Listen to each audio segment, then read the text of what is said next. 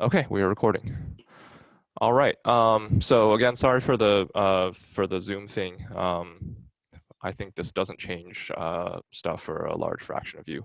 But for those of you that do prefer the on-campus in-person lectures, we'll try to resume those on Monday.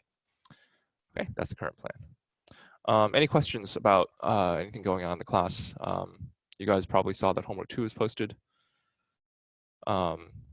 There's the office hour schedule. Again, sorry, I actually forgot to stay on the call on last Wednesday, but I hadn't heard from anyone yet about any overall questions and stuff. But as we get into more material and stuff, feel free to just stop by whenever. Just send me. It can be even outside of office hours or whatever. Okay. And so we're going to get into some more material then today. We've been talking, well, we started off talking about index notation and vector calculus and stuff like that. It gives us a nice little mathematical background for talking about the rest of the class.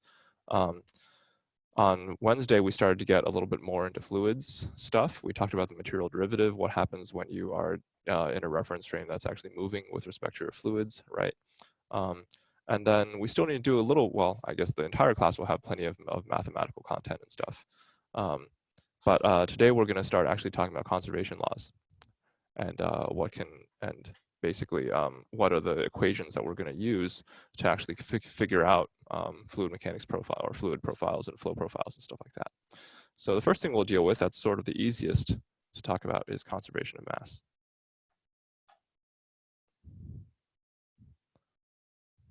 I am sharing my screen, right? And you guys can see? Just confirming. Awesome. Okay. So for all of the different formulations of conservation laws and stuff that we'll talk about in this class, we're going to be dealing with control volumes. So basically just some sort of arbitrarily shaped volume. So I'll just call this, I'll say consider an arbitrary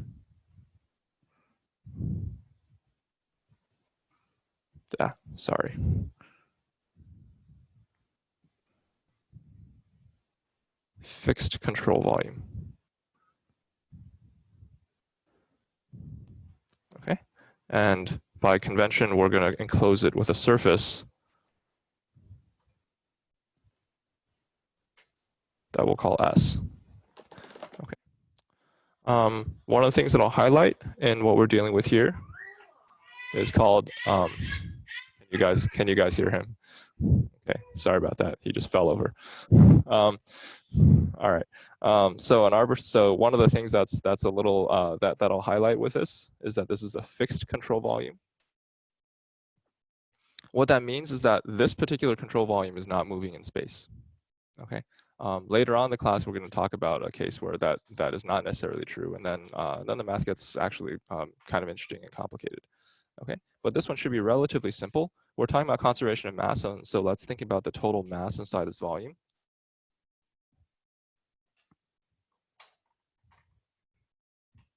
In this volume, that's just going to be a volume integral, right? That's that mass is just equal to the integral of density over the entire volume, right? And density is a scalar field, right? It could potentially change, you know, with both time and position, right? I'll just sort of say here, rho is not necessarily constant.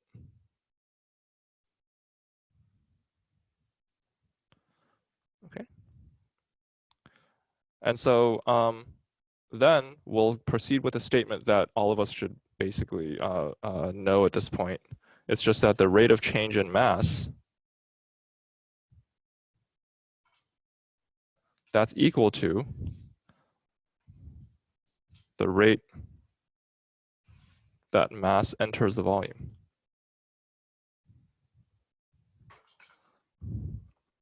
Okay. And that's going to be our conservation of mass law. Now we just need to mathematically understand what both sides of that equation that I just wrote down actually mean, right? And so the rate of change of mass, the left-hand side, comes about like this. It's just dm dt, right? And we figured out what this m is over here. And so therefore, that's just the time derivative of rho dv, okay, of integral of rho dv. And because, as we said above, this volume is fixed, it's not moving in space, then we can just interchange the order of the derivative in the integral. And so you get that. Okay. And you can do this again because v is constant with t. Okay. The right-hand side is maybe slightly more complicated, but not that much more complicated. Okay. Here we're going to be dealing with the rate that mass actually enters the volume. And obviously the whenever something enters or leaves this volume, it has to go through the surface, right? And so what you might expect then is we're dealing with sort of a surface integral here. Okay. To figure out what the surface integral is, what we're going to do is break up the surface into a lot of little tiny bits. So let's just say this is a little tiny bit of the surface. Okay. This little tiny bit of the surface that we'll call ds has a unit normal vector coming out perpendicular to the surface that is by convention coming out of the surface. Okay. This is kind of like what we had been dealing with before when we were deriving those vector calculus relationships. Okay. Now, in addition to that, there's some velocity of the fluid in this, like right in the neighborhood of the surface, right? I don't know what that velocity would be, but just, you know, I'll arbitrarily draw some vector and we'll call that v. Okay. And so what this means then is that the mass flow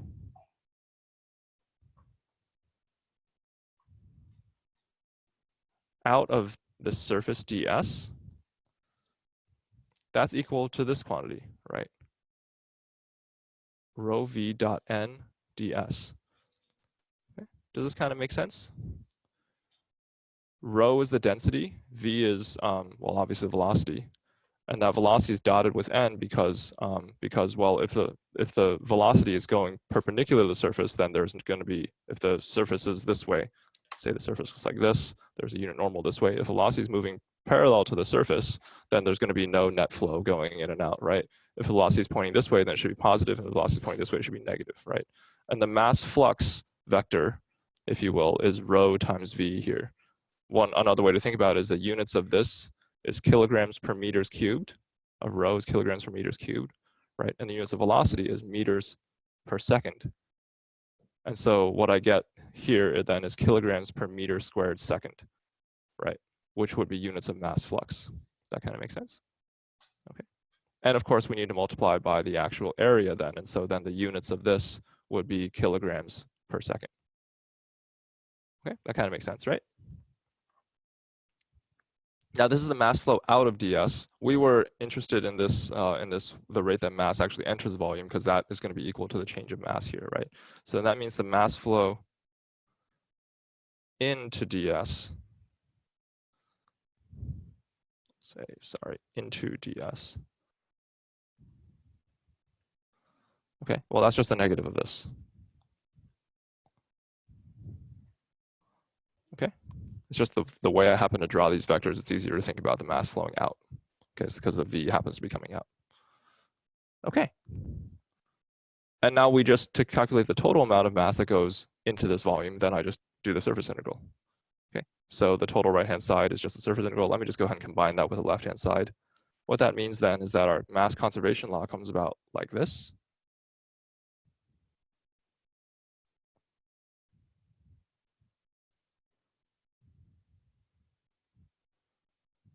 Like that.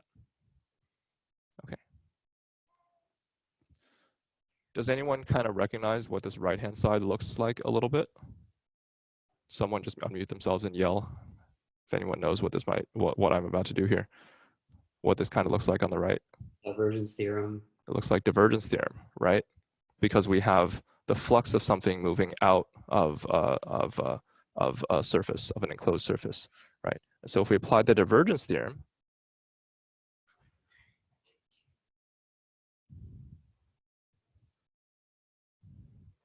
okay, then we get that this guy on the right-hand side is equal to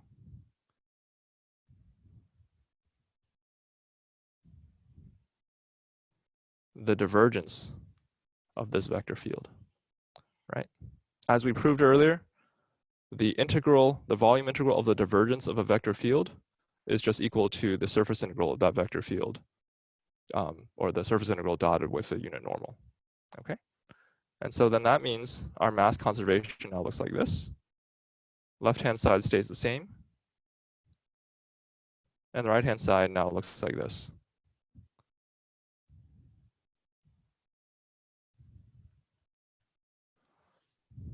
Okay. And to make things easier, we'll bring everything all into the same side of the equation. We get something like this.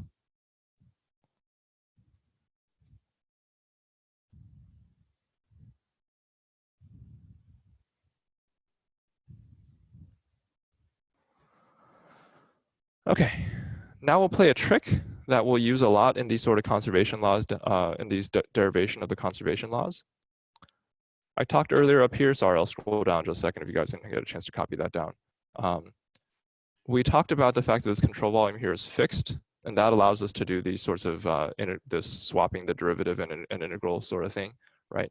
The other thing that I'll mention is that this control volume is arbitrary, right? We just happen to draw a volume, and then now considering the mass going in and out of this volume and the mass that's inside this volume, right? What this means is that, rho is defined everywhere in space, okay? And if I happen to basically draw any volume, what this equation tells me is that this integral is equal to 0, okay? Now that means I could draw it somewhere else, and I should also get this integral is equal to 0, and I can draw it somewhere else, and this other integral is going to be equal to 0 too, right? So if I have a function, and if I integrate it wherever, and it always gives me 0, then what that suggests is that the function itself is equal to 0, right? And so the volume, or the value of this function is basically always going to be equal to 0 now, okay? And so what I'll say is that because is arbitrary, the integrand must be 0.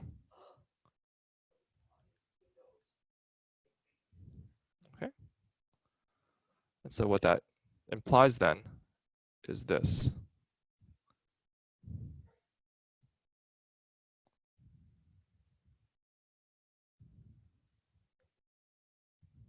Okay? And this is called the continuity equation.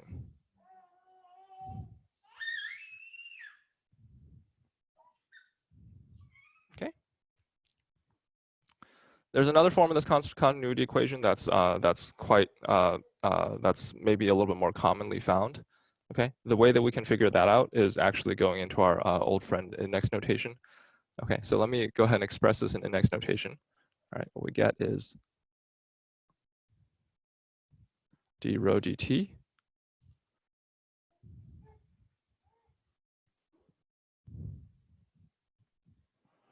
okay. Do you guys kind of see how that is the stuff in index notation? This first term is really easy. Rho is just a scalar, right? And so it has to be that. And this is just the divergence of v, of rho v. Okay. All right. Now then, to expand this out in index notation, well, you basically just use the product rule of derivatives. And so d rho dt plus vi d rho dxi plus rho dvi dxi, like that. Okay. And so what this means in non-index notation is this.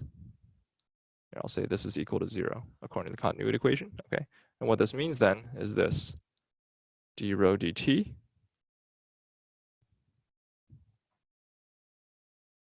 plus v dot del rho, right? This guy over here is the gradient of rho. And because these are the same indices, then this is just the dot product of these two vectors. This is a vector. That's the gradient of rho. This is also a vector. Obviously, it's just vi.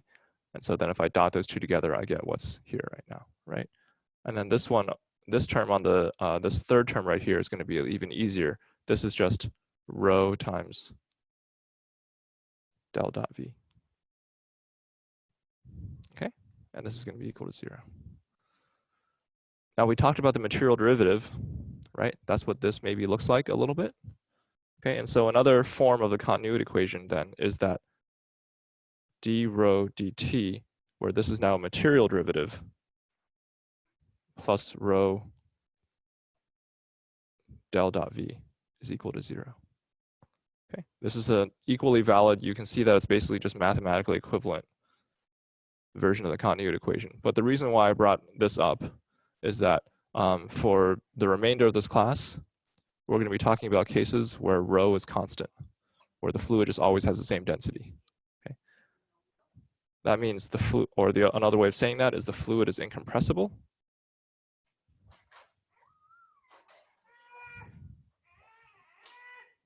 Okay, that implies that rho is constant. Whoops. That rho is constant. Okay, and that implies then, because rho is just always going to be the same, that means the time derivative is always going to be equal to 0, right? That implies then that del dot v is equal to 0. And this is the form of the continuity equation that we're going to be using for the rest of this class. Okay. Any questions at all about conservation of mass? Does that all kind of make sense to you guys? This is maybe an equation that you guys have seen before. Some of you guys that have dealt more with vectors and stuff when you were taught fluids might have seen before. It's just it's sort of a fundamental thing that we will use sort of throughout. Okay, one of the key equations that we'll use to derive different fluid flows in our class. Okay. The other concept that we need to deal with in our class is that fluids actually move, right? And when fluids move, we need to conserve not just mass, but also momentum. So what I'll move into now is talking about actual dynamics.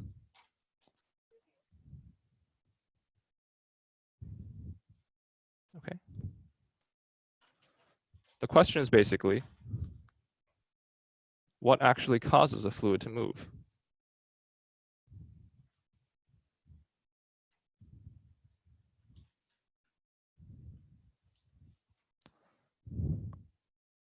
And the answer is basically, well, it's the same thing that everything else obeys.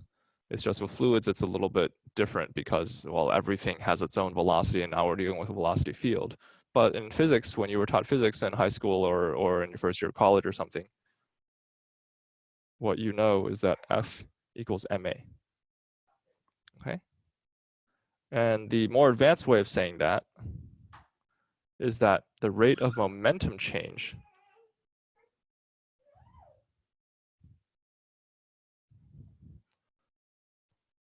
is equal to the force, right? Because acceleration is just dv dt. Okay, and this is now in vectors. Okay, and so what's going on the left-hand side is the rate of momentum change.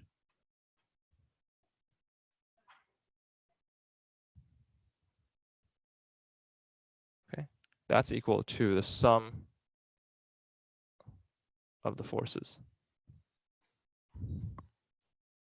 Okay. And that's basically a statement of the conservation of momentum, right? And so for the remainder of this lecture, and then we are likely going to get into this a little bit in the lecture on Monday as well, is basically just exploring what the ramifications of this is and understanding how we actually tabulate the rate of momentum change, and if we can account for all the different forces that a piece of fluid in our material would actually experience.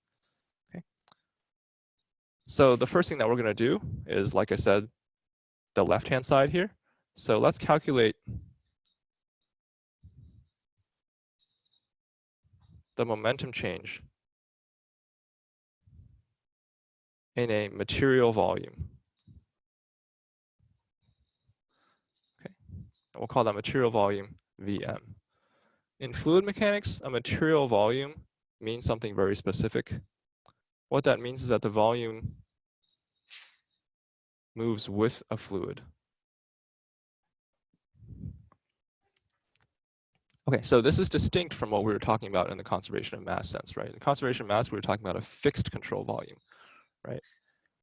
Here we're going to talk about something that actually moves, like this volume actually moves and deforms as the fluid itself is moving.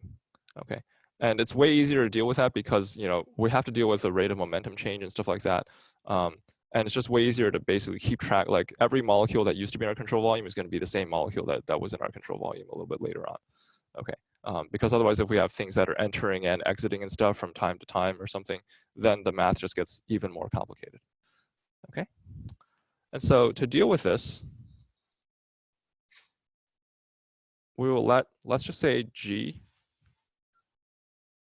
be a time-dependent field. Okay, you guys know what a field is, right? A field is basically just any quantity that varies with position, right? And now I'm just saying let's let G be something that varies with time as well, right? But let me just remind you guys, that's any quantity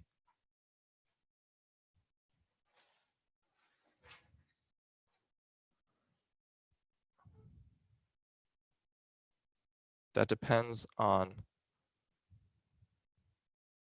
position and time. Can you guys read my handwriting? Just taking a quick pause. Okay. Hopefully for things where like I'm introducing a new term, I try to write it out much better, but otherwise I get a little scribbly and stuff. But hopefully you guys can see what I'm dealing with. Okay. Now, if we want to, you guys can see why I care about this, right? If I want to calculate the time to the rate of change of this quantity inside a material volume, remember my material volume changes with respect to time, right? Okay. This is a little bit distinct from what we were talking about above, right? Here, the left-hand side was really easy. Okay, because my volume here is fixed, I can just interchange the order of integration and differentiation, and then I just get this. Okay. In this case, I would run into a little bit of trouble if I did that because my volume actually changes with respect to time. Okay. And so the proper way to mathematically do this now is to just go back to what a derivative actually is, right? A derivative is the limit of as f of x plus h minus f of x over h, right? In the language of here, what I'll say is this is the limit as delta t goes to 0 of 1 over delta t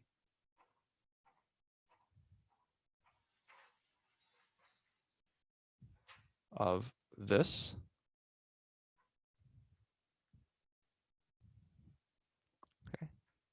minus this.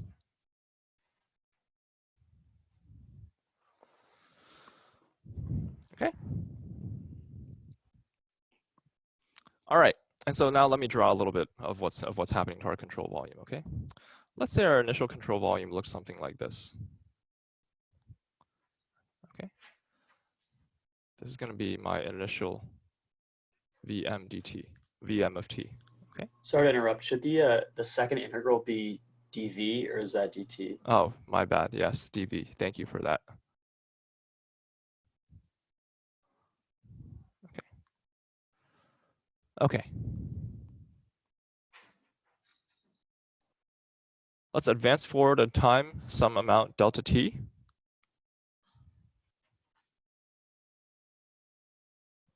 And this is going to be what my new control volume looks. Okay. This piece of fluid has deformed and moved some small amount of time in the future. Okay. And so what I mentioned then is that my Vm here moves with the fluid, right? And so what that means is this new position, Vm t plus delta t, that includes new fluid and excludes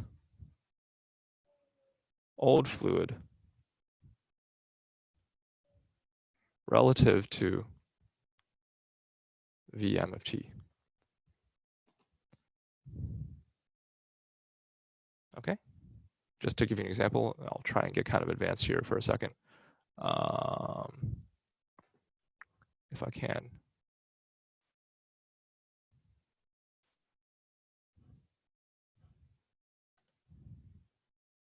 So the new fluid here is this sort of stuff right here, right? And then the old fluid is, here is this sort of stuff right here, right? All right, but hopefully that was already apparent to everyone here. Okay, and so what that means then is that this one way of expressing this is not really it's not really mathematically like kosher.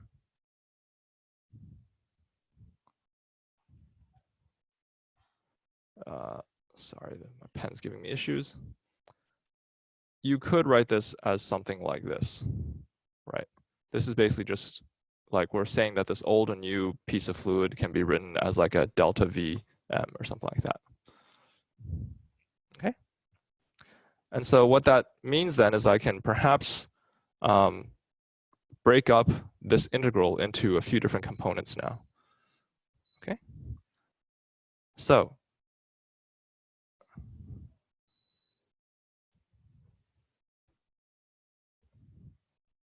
here, I'll just call this GdV. So this guy right here is equal to what we have on the right-hand side here, right?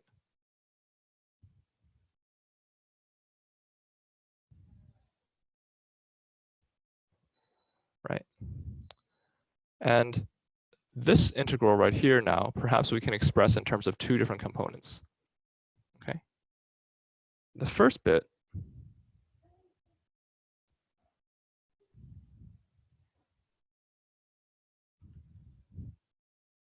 looks like this. And the second bit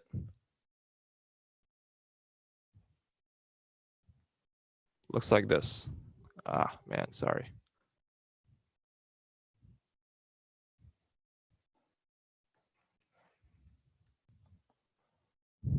Okay.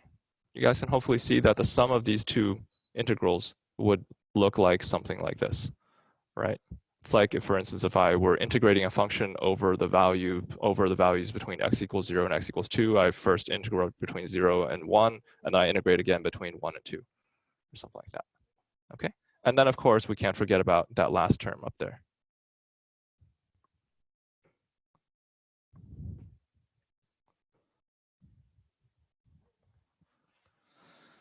Okay, now the reason we did this then is that you can now perhaps see that this minus this can then be expressed as a derivative. Okay? This first term and this third term then can be combined to look like this.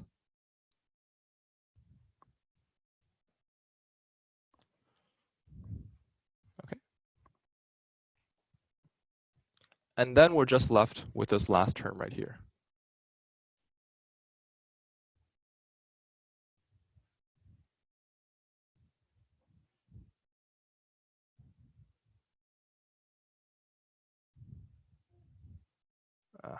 Man.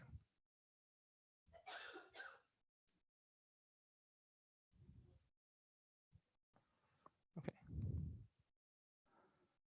So it seems like we didn't really do all that much, basically. All I'm trying to do right here is just make sure that when I deal with this, that when I evaluate this, I can interchange the order of the integral and the derivative here. It's just if I do that, I need to make sure I take into account the fact that my volume actually changes. And that's what this last term here is, right? This is sort of where all the magic happens when it comes to conservation of momentum, and why this analysis is going to be a little bit different than that in the conservation of mass, where our control volume was actually fixed. Okay. By the way, hopefully what I'll get to by the end of the lecture is I'll show you that we could have done the conservation of mass argument using this same sort of analysis in a material volume rather than a fixed volume, right? Conservation of mass is still obeyed regardless of what our control volume actually is. If that control volume is moving, it should still work just as equally well. Okay? But this, at least for a material volume, at least allows us to interchange the order of the derivative integration. It's just we need to take into account this last bit over here, right? And so now let's dive a little bit deeper into what this last bit actually looks like. Okay, so what we're basically going to do is do a volume integral of this guy over the red and green areas, right? Over the region where the material volume actually changes.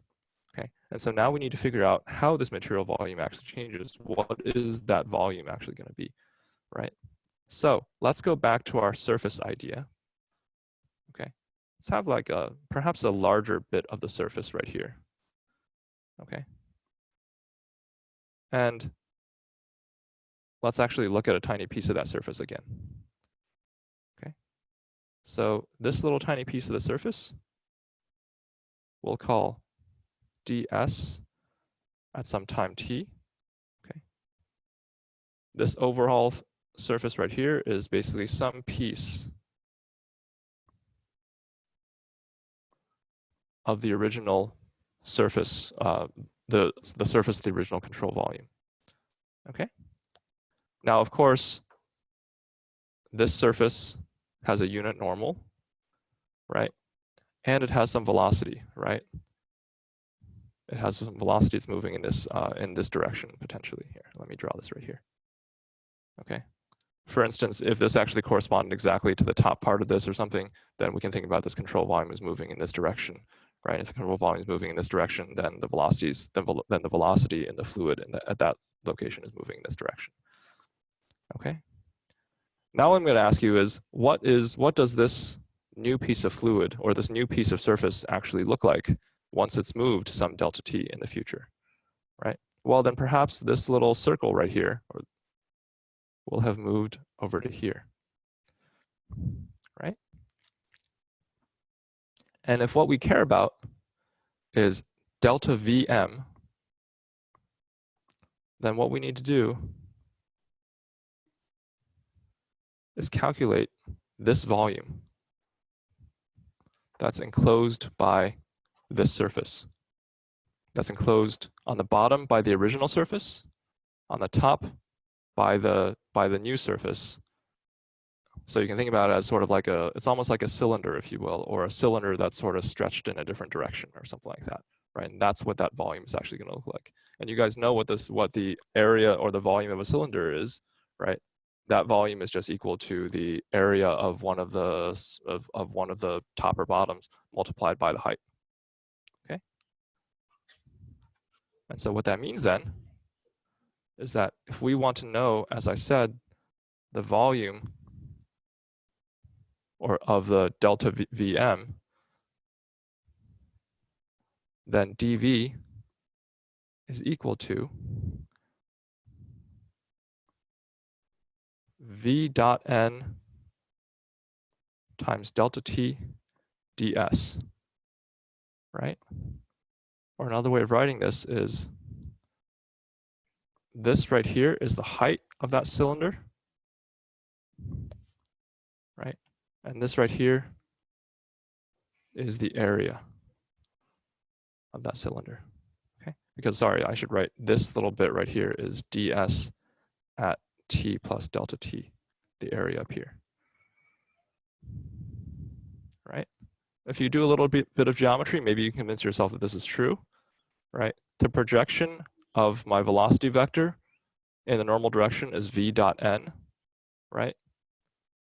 And so the distance or the height difference between this top piece and this bottom piece is going to be v dot n, okay? And I moved some amount delta t in the future, and so it's times delta t. That's the height, okay? And the area on the top and bottom is ds. Okay, does that kind of make sense? Okay, and so what that means then is that this term that we care about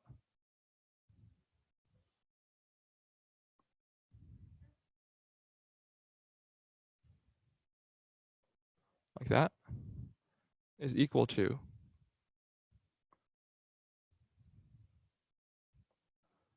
a surface integral now. I just need to basically total this over the entire surface, right, of this quantity.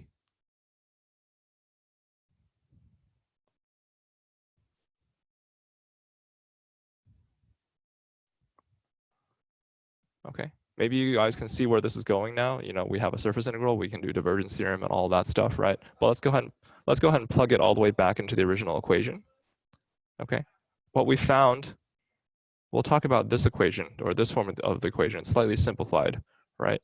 What we find is that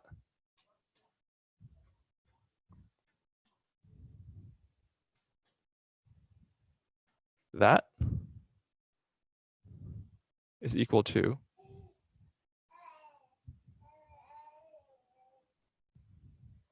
that. Okay. That's just these two terms right here, right? Nothing's really changed there, right?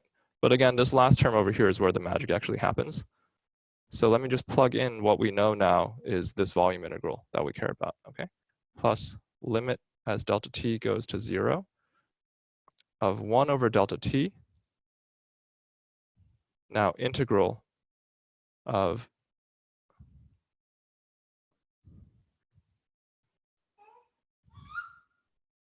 that, okay? And now check it out. We can actually evaluate this limit really easily now, right? There's a delta t here that cancels with a delta t right here, right? And the limit of g evaluated at t plus delta t is just equal to g of t, right? And so this term is just equal to the integral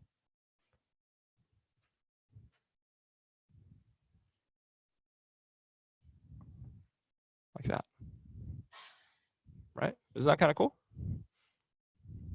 Okay, no one thinks it's cool, sorry. But we'll do the divergence theorem on this, just like we did earlier for the conservation of mass, right? And so this is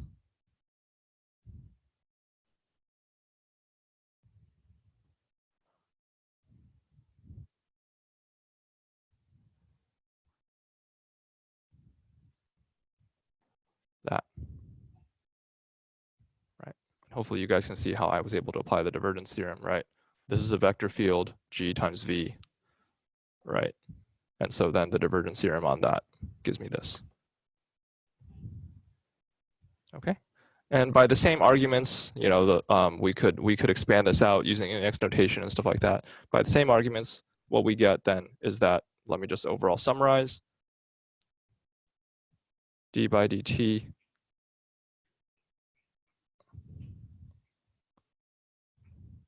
of g dv is equal to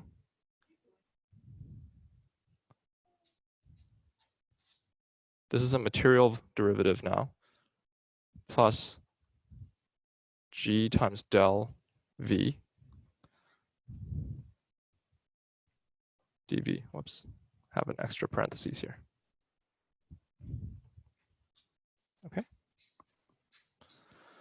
And this is an equation that's important enough that it has an actual name. This is called the Reynolds transport theorem.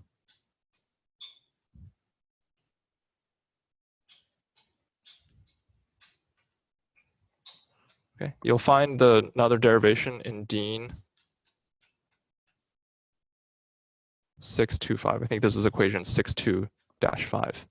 Okay, perhaps you can see why this is important.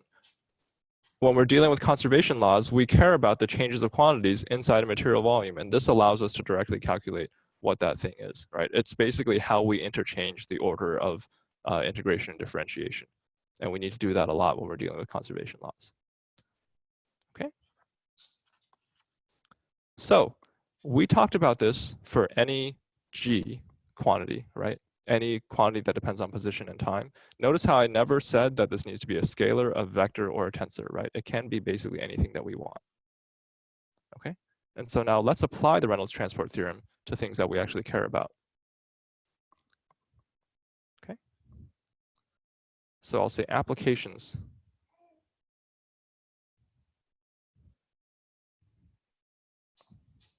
of Reynolds.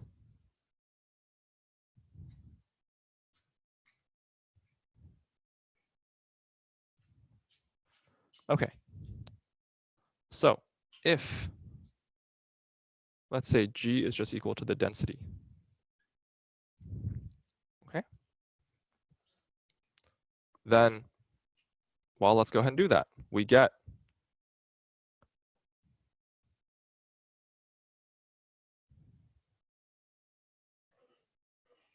something like that, right?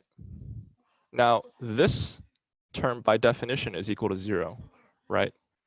This is a material volume. It's moving with the fluid, right? And so by definition, there can't be any change in mass in that material volume as it's moving with the fluid, okay? And so therefore, that's equal to 0, right? Now the right-hand side of that continuity, or the right-hand side of this gives you the continuity equation, because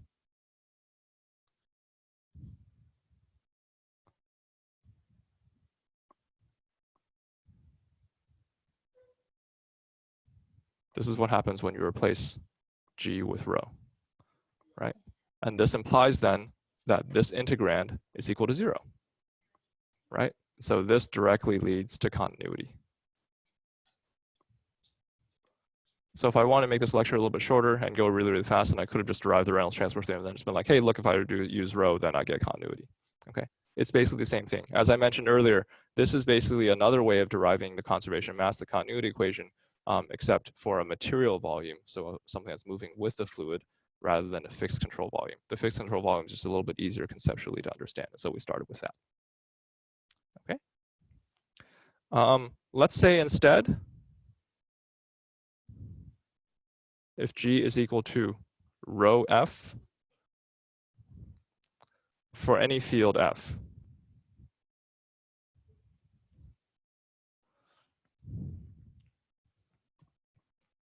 Okay.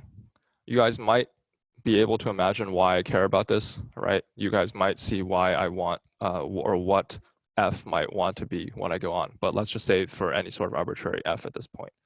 Okay. Then again, I can plug this in. I get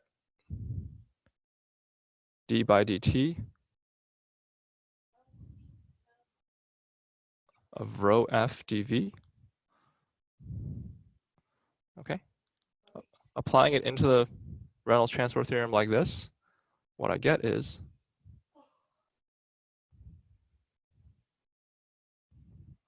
okay, I need to product rule this out for a second. Okay. And so G here is going to be equal to rho F. And so what I get is F d rho plus rho dF. Okay. And then this other thing on the right-hand side is just this.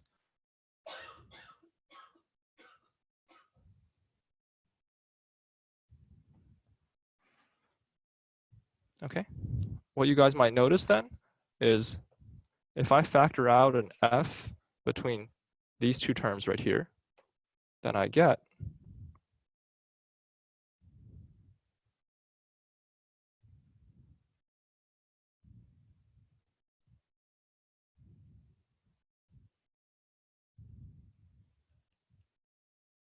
that. And then there's my other term right here.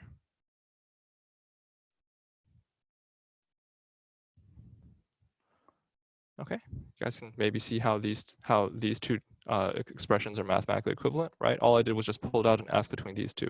And the reason why I did that is because this is maybe something you guys have seen already, right?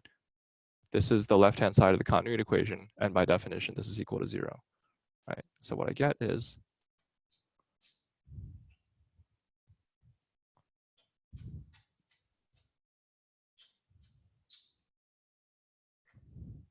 okay. And so what this basically says is that, well, this derivative that we care about, the change in some quantity, that quantity being rho F, is just equal to the integral of the material derivative, right? And so if I do things carefully, and if the quantity I care about is density times some field, right, then I actually can interchange the order of the derivative and the integral, okay? And then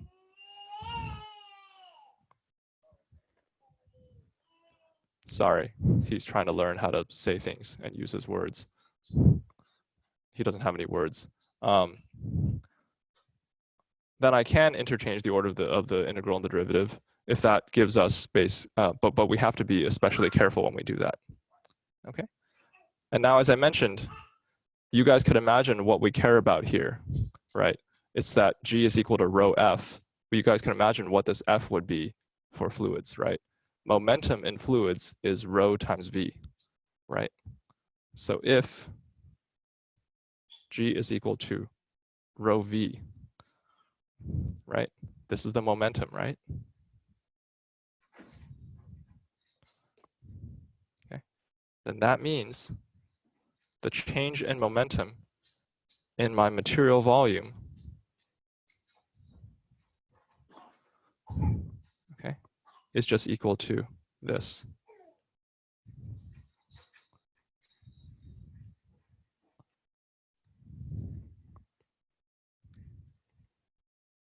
Okay. And so why do we go through all of this trouble? You know, we had to derive this whole new theorem, this Reynolds transport theorem and all of that stuff. It's because, if you recall, when we started this section right here, we were talking about how the rate of momentum change has to be equal to the sum of the forces, right? And now what we have is a mathematical expression for what the rate of this momentum change actually is. Okay. That's kind of cool, right? And so conservation of momentum says this.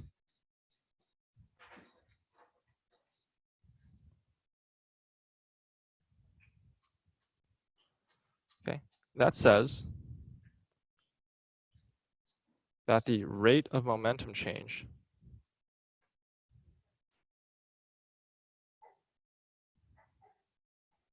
is equal to the sum of the forces. Okay. And so what that says then is the integral of rho dv dt is now equal to the sum of all the forces that are experienced in my control volume. Okay. Cool. I guess I have a few more minutes, and so I'll just go ahead and introduce this next bit where we're talking about the actual forces, and it's going to be the right-hand side of this equation, right? So let's go ahead and jump into that. There are a few different forces that a material volume that the fluid in a material volume can actually experience, right? Two categories of forces, I'll say. One of those forces are called body forces. Okay. Body forces are basically forces that are applied throughout the entire volume. Okay. So no contact is required. And body forces are applied throughout the volume of the material. Okay. One way of thinking about this is, gravity or something could be a body force, right? Every single molecule in my control volume actually experiences a gravitational field. Okay. Or you could also think about electrostatics or something, right? If I have like a charged colloid or something like that, and it's being attracted to something, or magnetic forces or something like that, right? I have body forces, and that can be written like this. And by convention, because most of the time the body forces that we're going to be dealing with is going to be gravity, it can be written like this. It's just going to be a vector lowercase g. Okay. And what I'll end with is a concept that I'll just introduce right now. The other types of force that we're going to talk about that's way more difficult to deal with, but way more interesting, are surface forces. Okay. And those are applied through contact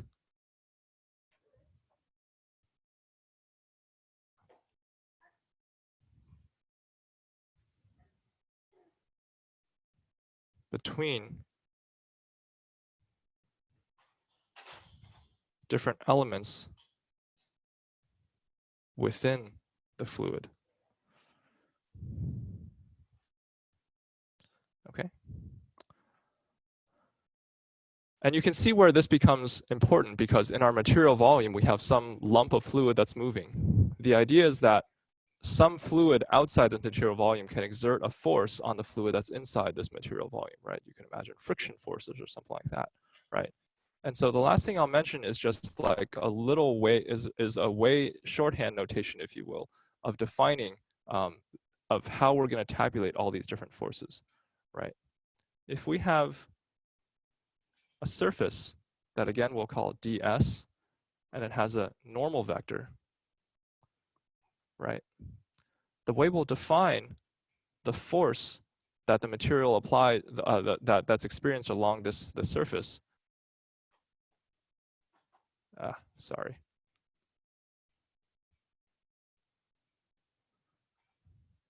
We'll define what's going to be called a stress vector.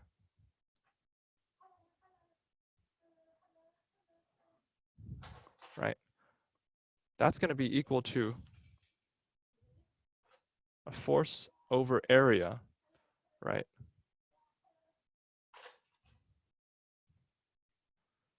On a surface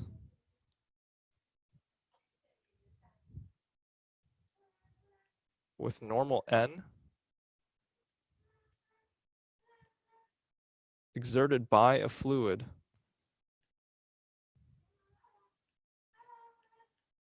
into which n points.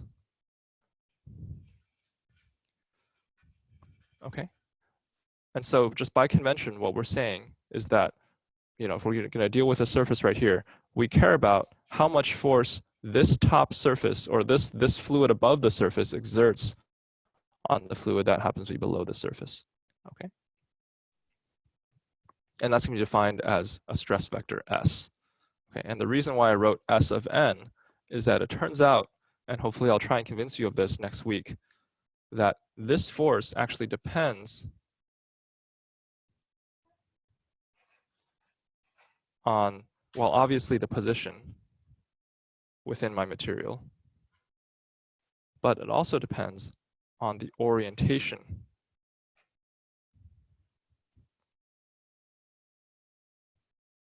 of the surface, right? You can maybe intuitively find that this is true. If I have a fluid that's moving in this direction, right? If I have like, you know, just sort of steady shear flow or something like that, right? You can imagine that if I have a surface in the middle that I have, that looks like this, there's going to be some amount of force that this top fluid exerts on this bottom fluid right here. But if I turn my surface like this, then the amount of force that this fluid exerts on this fluid is going to be different than the force that this fluid exerts on this fluid, or this fluid exerting on this fluid, or something like that, right? And so what we'll start with on Monday is trying to understand, wait, how do we actually even figure this out? Because now we have a stress vector that depends on orientation in addition to position. And so how do we even tabulate that, right? Is there something larger that we can then draw upon to figure this out? Because now we have functions of functions and functions and stuff like that, right? Okay, any overall questions? Are surface forces like a combination of normal forces and shear forces? Yes, because that's getting a little ahead, but yes, there are normal forces and there are shear forces in when we're dealing with surface forces, basically. So then wouldn't like that kind of go against like what you're saying with your stress vector, right? Because like if your stress vector would be like in the same direction of n, right? But like if you're having No, the another, stress vector is not necessarily in the same direction of n at all. oh, okay. Yeah, right. And so that's Nikhil's question is about, like, you know, how do we then break down S into something that's normal to the surface or potentially shear to the surface, right? And S is going to be a sum of those components. And depending on the actual fluid flow and depending on how the surface is oriented, you might have more normal forces and you might have more shear forces and stuff like that. And we'll get into that later on next week. Okay. Thank you. Any other questions? All right. Thank you, guys. I will see you guys on Monday. Some of you guys in person. Thanks.